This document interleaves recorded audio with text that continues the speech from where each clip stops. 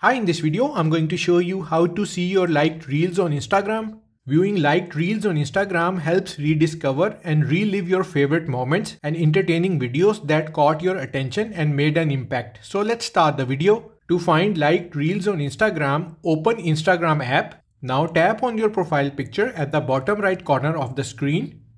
Now locate the three horizontal lines in the top right corner. Tap on it to open the menu. And then tap on your activity. In the interactions section, tap on likes. On the top menu, tap on all content types and select reels. This is the collection of all the reels that you have liked on Instagram. You can sort them out according to date. So that's it, you have successfully accessed your liked reels on Instagram app. Thanks for watching and don't forget to hit the like button and do subscribe to my channel for more videos like this.